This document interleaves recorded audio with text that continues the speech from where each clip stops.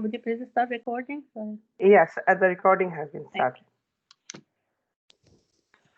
بسم الله الرحمن الرحيم اقرأ باسم ربك الذي خلق خلق الإنسان من علق اقرأ وربك الأكرم الذي علم بالقلم علم الإنسان ما لم يعلم كلا إن الإنسان ليطغى أن رآه استغنى إن إلى ربك الرجعى أرأيت الذي ينهى عبدا إذا صلى أرأيت إن كان على الهدى أو أمر بالتقوى أرأيت إن كذب وتولى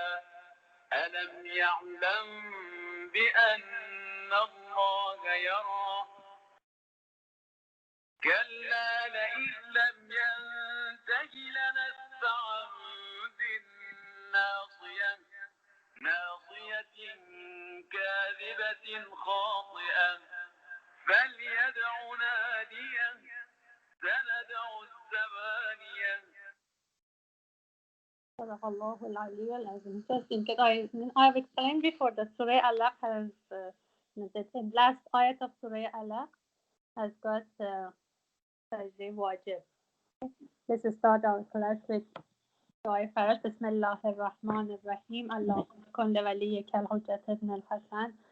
صلواتك عليه وعلى آبائه في هذه الساعة وفي كل ساعة وليا وحافظا وقائدا وناصرا ودليلا وعينا حتى تسكنه أرضك طوعا وتمتعه فيها طويلا برحمتك يا أرحم الراحمين اللهم صل على محمد وآل محمد وعجل فرجهم. So the last ayat has got Sajda Wajib. Of course, when it is playing as on, when it's not live, we don't need to do sajda, but just in case I stopped it.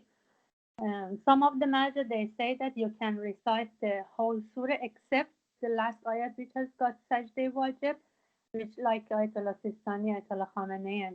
But some of the major they say in the special days you can't even recite one ayat of that surah. So if you, that's why I had explained before in the group that please check the views of your marja and then do accordingly. So if any of the ladies in special days, please don't open Quran if your marja doesn't let it, and we are not going to recite the last ayat. Even I'm not going to recite it, so there will be no problem. أعوذ بالله من الشيطان الرجيم بسم الله الرحمن الرحيم اقرأ باسم ربك الذي خلق. اقرأ means recite. It comes from قرأ. اقرأ. It's Allah is telling Prophet اقرأ باسم ربك الذي خلق. Recite in the name of your Rabb. خلق who created. الذي who خلق created. خلق الإنسان من علق. Created mankind from a cloth. اقرأ وربك الأكرم. Recite, and your Rabb is most honorable, is most kareem, is most bountiful. الذي علم بالقلم, who by the pen taught the human being. علم الإنسان ما لم يعلم. He taught the human being what he did not know. Okay, Allah is saying to Prophet that recite in the name of your Rabb who created everything, and then in next ayah, خلق الإنسان من علق, created mankind from a cloth. And the third ayah, and I explained that the Surah Alaq, all the ayahs are one group. So we don't have different groups of ayahs. The whole surah is one group of ayahs. In ayat number 3, اقرأ وربك الأكرم. This is parallel to the ayat number 1. In ayat number 1, Allah said, اقرأ باسم ربك الذي خلق. Now he's saying, اقرأ وربك الأكرم. In fact, Allah by الذي خلق and Akram describing the attributes of himself, the attributes of Rabb. ربك الذي خلق. ربك الأكرم. Allah wants to say that your Rabb is creator, khalaqa is khaliq, and besides that is akram. What does it mean? ربك الذي خلق, ربك الأكرم. Look, there is difference between Rabb and creator. Because creator is somebody who just makes something or creates something. But when Rabb, Allah, is creator and Rabb means that he takes care of it. He is the owner of it. Rabb, the root of Rabb in Arabic means owner, means who takes care of his creation. So it's not just that he creates and leave us alone on ourselves. Leave the creations alone. No. Why? Because he is Akram. Akram, it means Akram is that when we say more, we know Karim, okay? And then when in Arabic, for example, in English, we say that beautiful, more beautiful, generous, more generous, or honorable, more honorable. This is that Akram is, in fact, in Arabic grammar, is like more something. For example, Akram is more Karim. It wants to say that Allah is more honorable and bountiful than just create and leave us alone on ourselves. الذي علم بالقلم. And by the pen taught the human being. When it comes to the point that allama, it means taught, this question comes to the mind that who did he teach? And what did he teach? In ayat 5, we can see the answers. علم الإنسان ما لم يعلم. Al-Rabb, Allah, taught mankind, insan. علم الإنسان means taught insan, mankind. ما لم يعلم.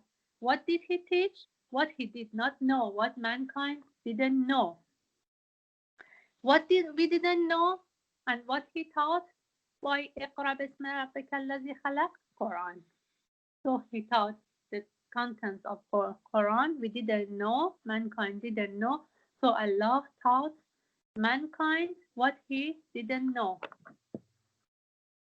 So twice Allah is telling Prophet Iqra, and every time he explains.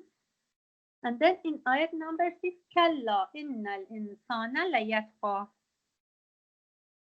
Kalla means nay, or despite this, or never, we can translate it. Nay, or despite this, the mankind and human being still tends to rebel, is rebellious. Layatqa. We say we had this word in Surah Fajr as well and other surahs. Taqawa. Taqawa in qain and waw in Arabic means rebelling. So layatqa, it means that still mankind is rebellious towards Quran, still doesn't want to accept it. Okay, why? Ayat 7. And ra'ahu stagna, because he considers himself self-sufficient. Stagna, qana, it comes from qana. It means that he thinks that he is free from want.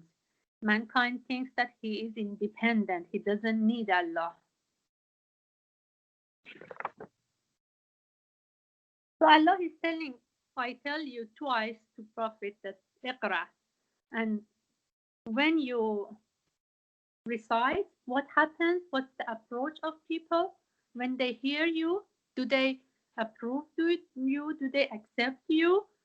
Kalla innal insana layatqa. Still they don't accept and They don't want to accept and they are rebellious.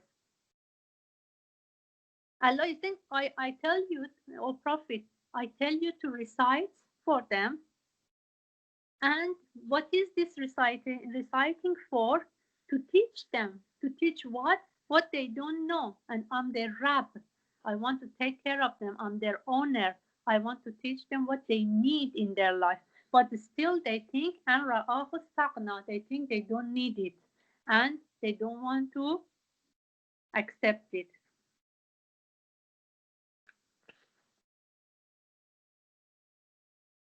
Because when mankind feels free from need, this free from need is not just money. Sometimes for mankind feels that, oh, we don't need others, we don't need science, for example, we don't need money, we don't need kindness, we don't need social relationship. And this is another need that insan thinks that, oh, I don't need Quran. And I know by worldly science I can achieve what I want to. Ayat number 8, Allah is saying, Inna ila rabbika ruj'a. Surely all things will return to your Rabb. Why Allah is saying that? In fact, it's a treat. Allah is treating mankind that, oh, mankind, be careful. You are going to, everything is going to come back to me and I know what to do with it. Roj'a, return. So it talks about ma'ad. So don't think that you will be free. No, you will come back to me. Everything come back to Rab. And ayat number 9. أَرَأَيْتَ الَّذِي يَنْهَى. When we are now in Surah Alaq, when we are reciting it now, still we don't know what's the environment. What when we studied the whole Surah of Alaq, then we can imagine what was the environment which Surah Alaq was revealed. Allah is saying, أَرَأَيْتَ الَّذِي يَنْهَى. أَرَأَيْتَ means have you seen, have you considered? الَّذِي who يَنْهَى, who forbids, who prohibits. Forbids from what? Ayat number 10. Abdan iza salla. A servant abd. Abd is servant of Allah. A servant of ours or of Rab. Iza salla. Iza means when. Iza salla, when he prays. He prayed or he prays. So it looks like that somebody is praying and another person wants to stop him, wants to prevent him praying. Then Allah is saying, أَرَأَيْتَ إِنْ كَانَ عَلَى الْهُدَى. Have you considered if he is rightly guided? He here, it means that, have you considered that if the person who is praying is on the right way, على الهدى, أو أمر بالتقوى, or if he commands others to maintain piety, enjoined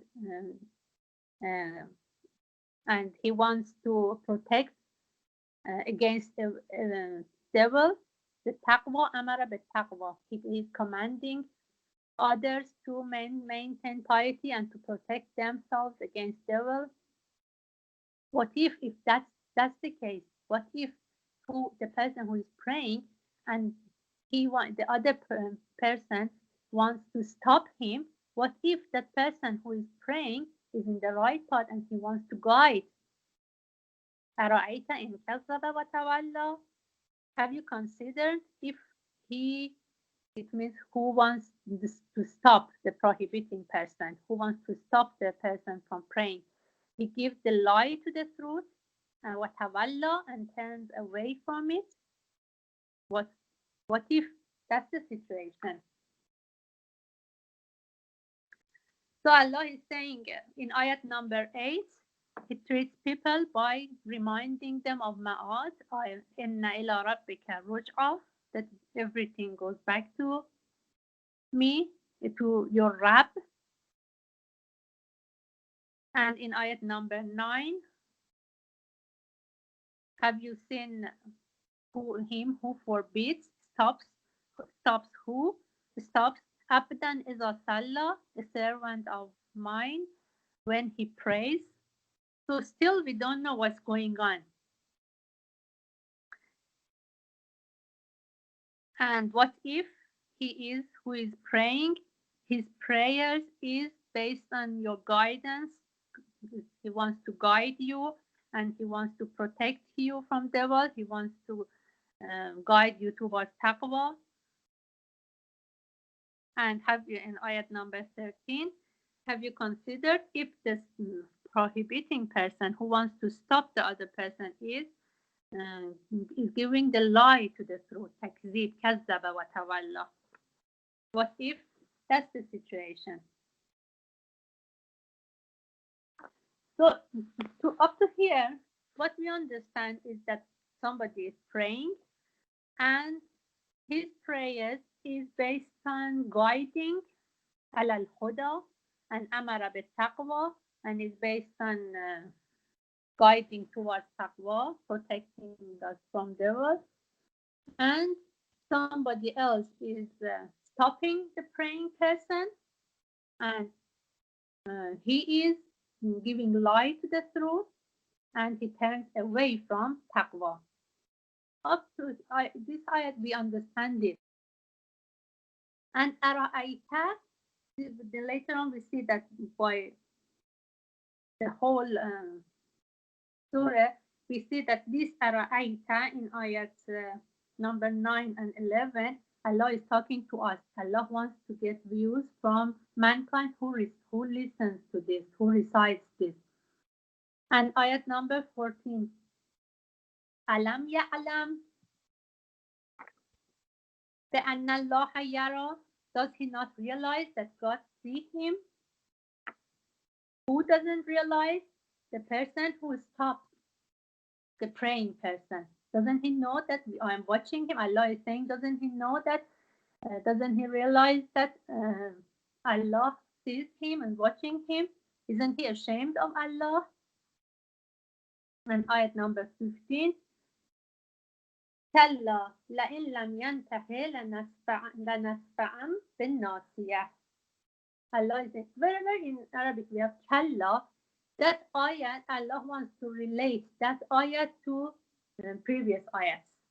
So Allah is saying that, okay, if he does this, if he stops the praying person and he wants to stop his guidance and he turns away, what happens? Do we leave him on his own? Allah is saying never. Let him know that if he doesn't stop, lam yantahe, if he doesn't stop forbidding the prayer person, lanasfa'am bin nasiyah. What we do? We shall certainly drag him by his forelock. Nasiyah means forelock, the hair in front of his, on top of his forehead. And by this, Allah wants to say that we will not leave him on his own. Nasiyatin kazibatin khati'ah, a lying, sinful forelock. It means that hard punishment, he should look forward for a hard punishment. So we will not leave him on his own.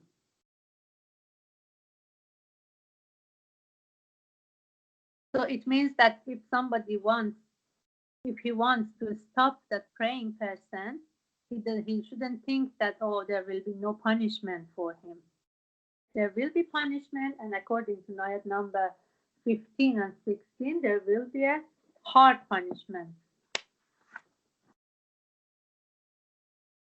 فَلْيَدْعُ نَادِيَهُ, then let him call on his associates for help.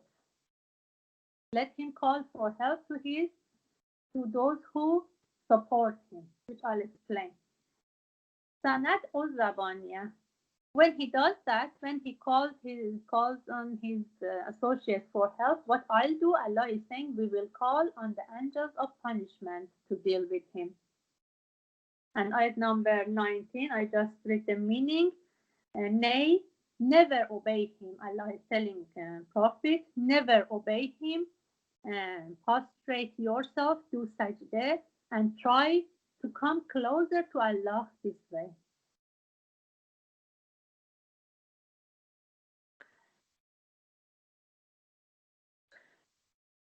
Okay, by all these ayats we recited, we can see that what is the environment.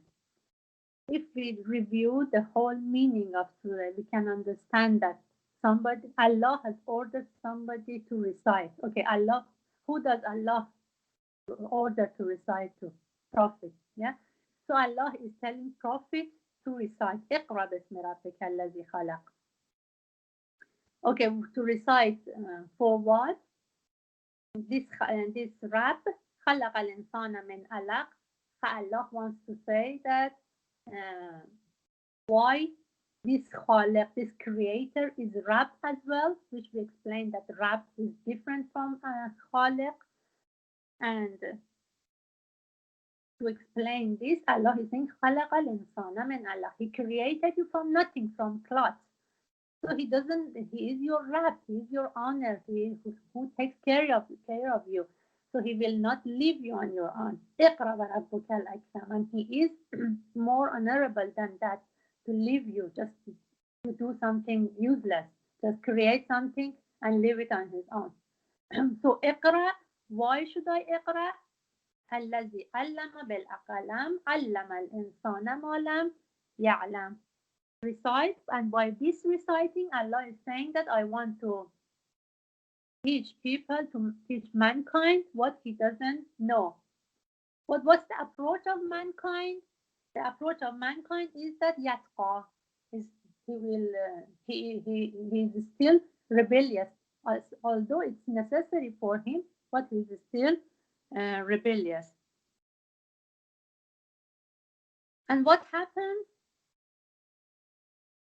Why is he rebellious? Because he feels he thinks he doesn't need Allah. Then Allah in ayat number 8 treats mankind that be careful, everything comes back to me. Inna ila rabbika ruj'a. Then Allah is saying that أَرَأَيْتَ الَّذِي يَنْهَى عَبْدًا إِذَا صَلَّى. Have you considered who stopped who? عَبْدًا إِذَا صَلَّى, one of my servants who wants to, when he was praying.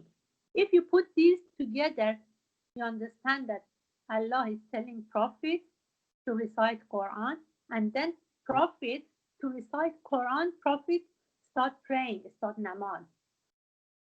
And what happens? Somebody wants to stop him from praying. So it shows that it is one of his first praying, one of his prophets' first praying.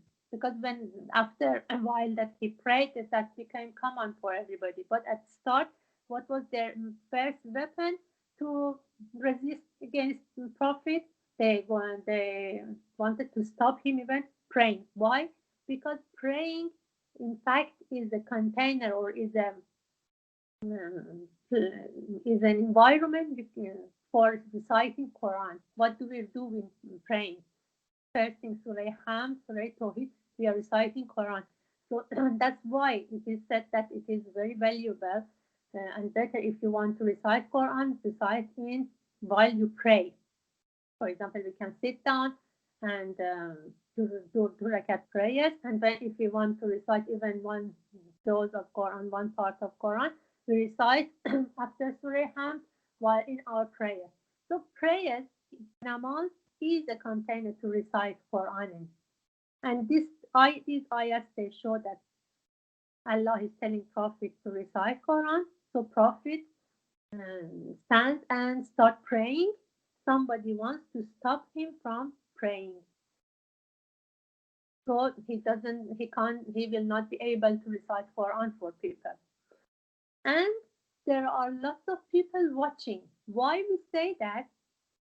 Because when Allah is saying that أَرَأَيْتَ الَّذِي يَنْهَى عَبْدًا إِذَا صَلَّى أَرَأَيْتَ إِنْ كَانَ عَلَى الْهُدَى. What if he is on the right path, prophet who is praying, he wants to guide people, أو أمر بالتقوى. And أَرَأَيْتَ إِنْ كَذَّبَ وَتَوَلَّى. Haven't you considered that if that person who wants to stop is the liar, who gives the lie to the truth? Alam ya'lam بأن الله يرى. Again, Allah treats that person that doesn't he know that Allah is watching him? Then when Allah says that what a hard punishment he should look forward. كلا لئن لم ينته لنسفعا بالناصية ناصية كاذبة خاطئة. We will certainly drag him by his forelock. We grab his the front hair part of his head hair, and we push him to, for example, fire. Then Allah thinks فَلْيَدْعُ نَادِيَهُ. What does nadiyah mean? By this ayat, we understand that there are lots of people who are watching. In fact, I'm trying to make an imagination for you that what is going on in this surah. Allah has asked the Prophet to recite Quran. Then the Prophet starts praying to recite Quran in his praying. Somebody wants to stop him. And apparently there are lots of people who are watching as well. Because in ayat 17, Allah is saying, فَلْيَدْعُ نَادِيَهُ. Nadi means color. And it looks not, and the plural of it is Nadiyan. Nadine is colors. When Allah wants to say who they were calling him, that person who wants to stop al-Prophet from praying, it means who they were encouraging him. For example, like imagine, it's not, we don't want to bring an example, it's not, I want to bring an example of, for example, football player. But we say Bela Tashbih. So it's not that same example, or we don't, just to make it closer to mind. I explained that. For example, a game is going on, lots of people are watching, and they encourage the person, for example, who is playing. So he wants to, that person who is yanha, he wants to stop Prophet from praying, and lots of people, nadiyahu. Nadia means they are calling him, they are encouraging him. And then Allah is saying, فَلْيَدْعُ نَادِيَهُ. When we grab him and pull him towards fire, he calls those people who were watching and encouraging him. What we do, سَنَدْعُ الزَّبَانِيَةِ. In that case, when he calls his in his callers and his, for example, fans or those, we call the angels of punishment. We will call on the angel of punishment to deal with him. So this is the environment. Then Allah is saying in ayat number 19, which I don't recite the Arabic, Allah is saying that don't obey him. Oh Prophet, don't obey him. Don't be scared. Don't let him to stop you from praying. So carry on your praying. So why we emphasize on praying? Because abdan is a salah. In ayat 9 and 10, أَرَأَيْتَ الَّذِي يَنْهَى abdan is a salah. So carry on and don't obey him, don't listen to him, don't stop reciting because of him, and to go to sajdah and get closer to me. So it shows that sajdah is the position that gets us closer to Allah. This is a proof of Quran.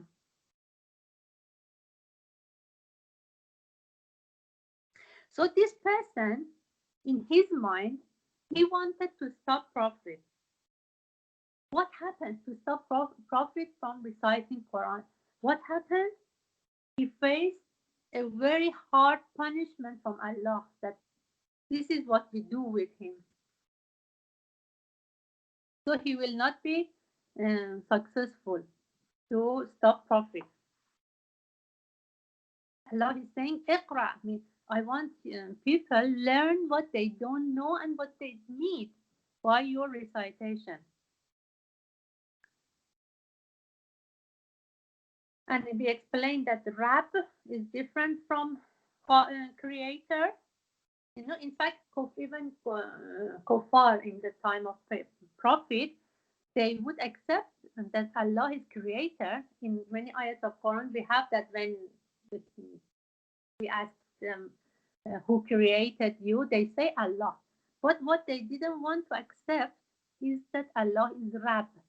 Why? Because then they had to listen to him.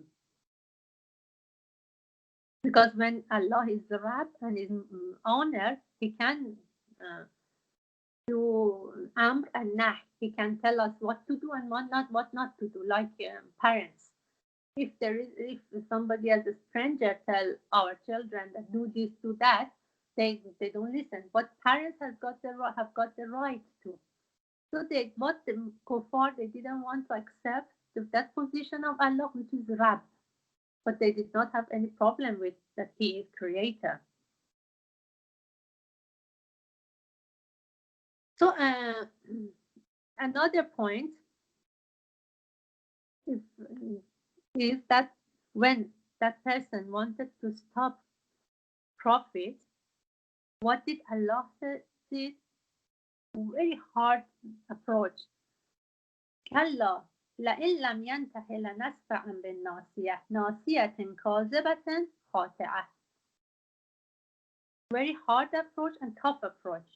He didn't say, okay, leave him alone, what he wants to say. What does it remind of you for you? What does this, up to here, which I explained, what does it remind of these days for you? I want to say, when you hear Surah Alaq and what's going on these few days, for example, these last 2-3 days in the world, in France, what reminds you? Is any of lady going to explain? Does any? I'm waiting if somebody wants to explain that. What does Surah Alaq remind you about? You know what's going on in France these days? That a teacher showed cartoons of Prophet and made fun of Prophet. Yeah, yes, please.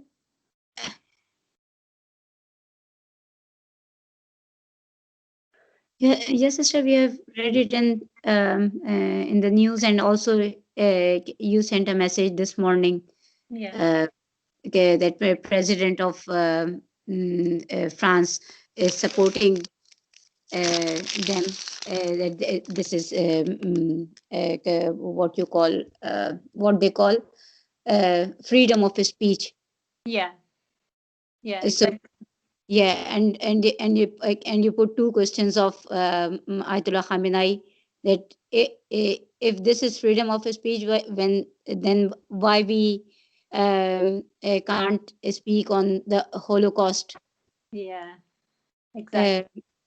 But how it relates with this? Sorry, I can't answer with Surah Alaq. Yeah. How can we relate with Surah Alaq? I can't explain. Yeah. Okay. No problem. I'll explain, sister. Yeah. Okay, thank you. So this Surah Alaq shows that it is the start of revelation of Quran. Okay.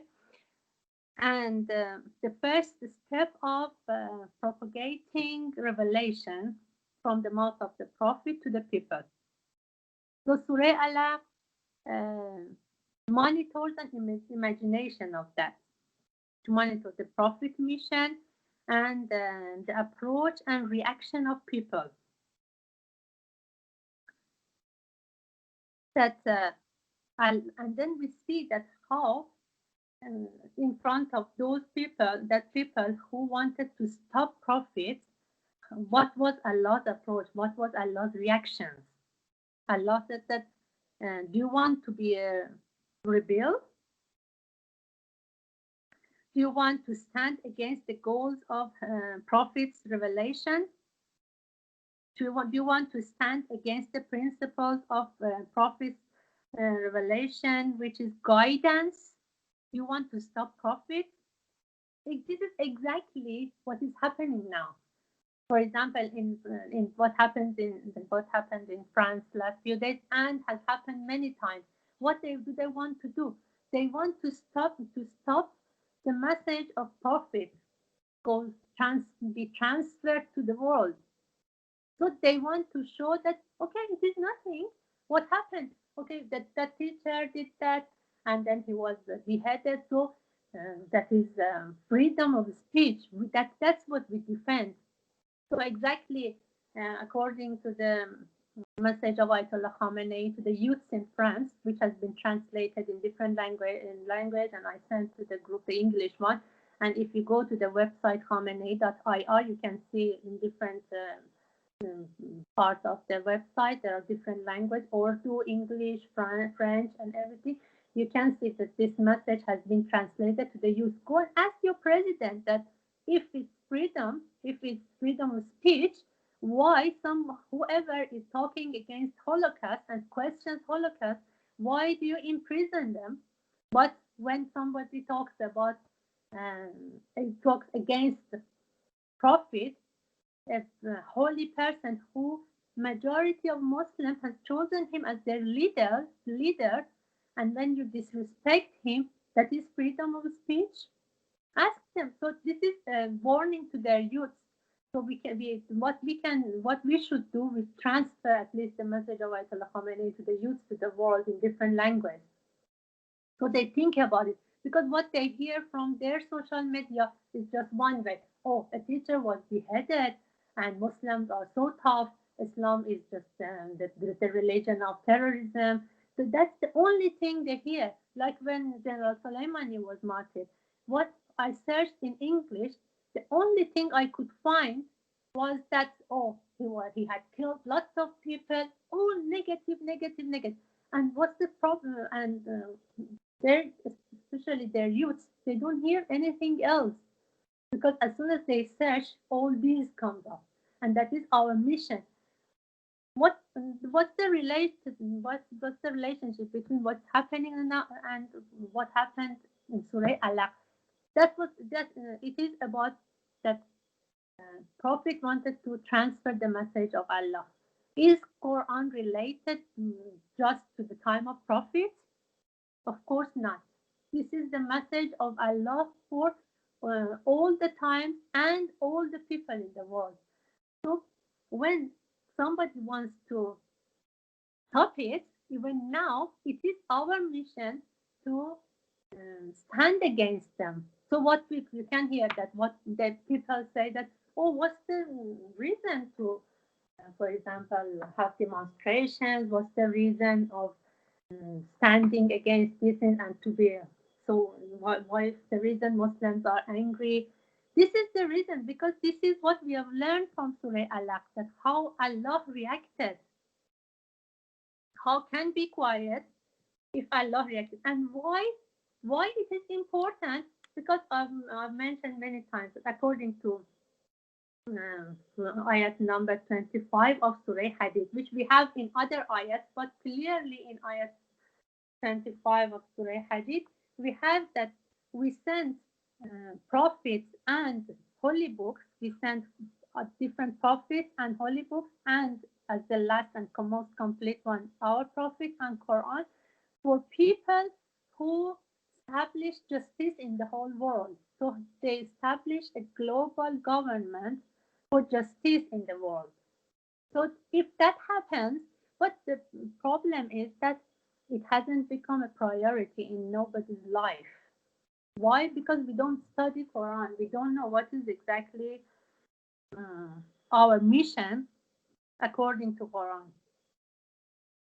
So what is Surah Alaq? Is establishing the mission of the prophets in terms of receiving and communicating revelation with others, with the world. And that is exactly, that mission hasn't been stopped after Prophet. That is our mission, to learn it, to learn the message of Prophet and transfer it. So Allah is saying by كلا لئن ألم يعلم بأن الله يرى كلا لئن لن ينتهي لنسفعا بالناصية ناصية كاذبة خاطئة. Allah is saying, oh mankind, know that there is a stronghold in the world to receive and communicate revelation. So take the right stand in front of it. So this surah, like the whole Quran, is not just related to the time of Prophet. So how much Quran and message of Allah is priority in our life? How many how many hours our life is specified. We have specified to learning the priority in our life. So when Allah is saying in ayat 7, and ra'ahu istaghna, because mankind is feeling that he doesn't need that, it can be us, because we don't specify lots many times to learn Quran. So what does it mean? It means that we don't feel that we need it. How much we force our children to go to school to learn computer, different language, and all this. But how much do we force our children to learn Quran?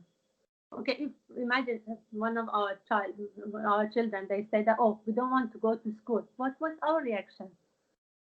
We nearly killed them. Don't you want to go to school? But if they say, oh no, I don't want to learn Quran, okay, no problem. Or if we want to send our children to Quran class, it should be free of charge.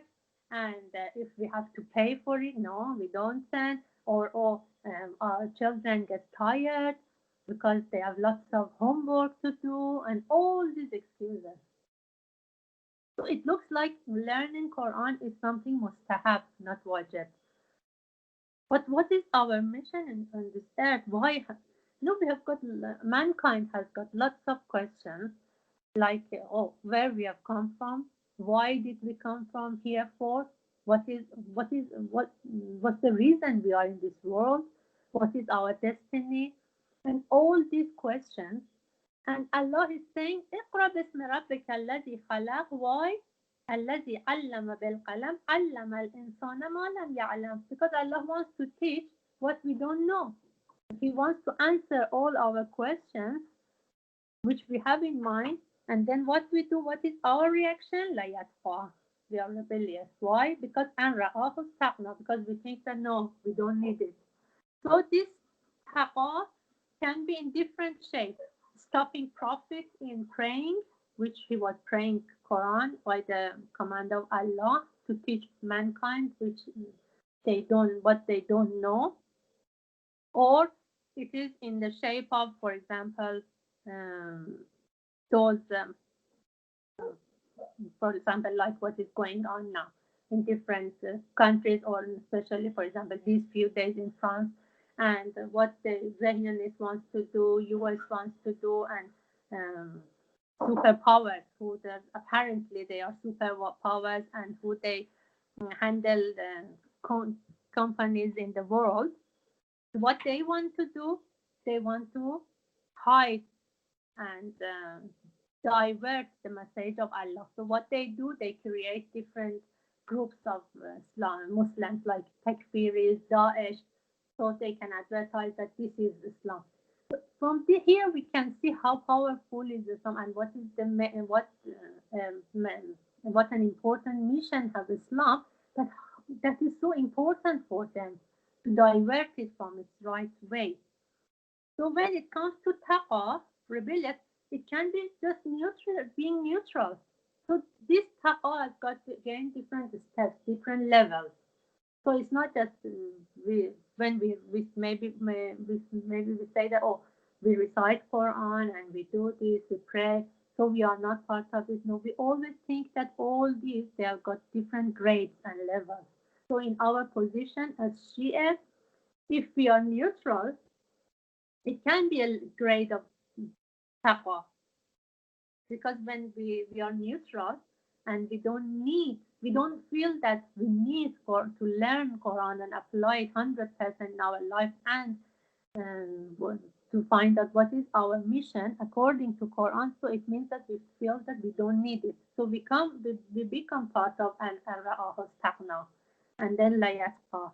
So we should be really careful that in nara ila rabbika ruj'a. Everything is going back to Allah. So Allah is saying, why Allah is saying that أرأيت إن كان على الهدى. What Allah is asking us, what if this servant of mine who is praying and reciting Quran, he is on the right way.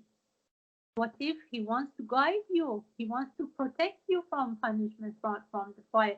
He wants to guide you in the right way. What if that?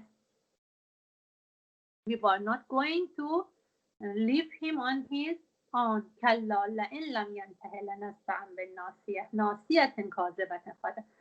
I think that since since last few days, which I was I heard, for example, what was going on, I was following the news and what is going on, and what is people's reaction and all this.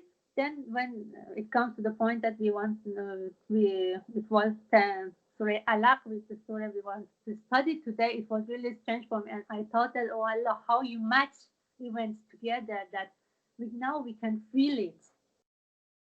We have got an example in front of our eyes that we have got Macron, and it looks like that if we imagine that oh, somebody wants to pray and find somebody else, how he wants to stop the message of Allah to be transferred.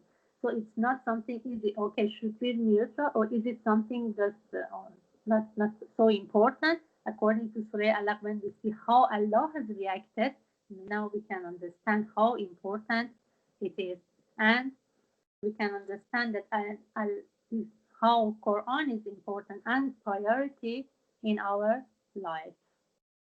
Inshallah, Allah gives us tawfiq to learn more and more together, and I always say that we should pray that Allah makes us as the key people in the government of Imam Zaman alayhi salam. We don't want to be neutral. So we shouldn't be neutral now. To give us tawfiq that we motivate ourselves not to be neutral in the life, and always remember what's the mission of thousands of years of absence of our Imam, and what we should do now, and how we should educate our next generation. So inshallah, the presence of Imam Zaman happens as soon as possible, inshallah. اللهم صل على محمد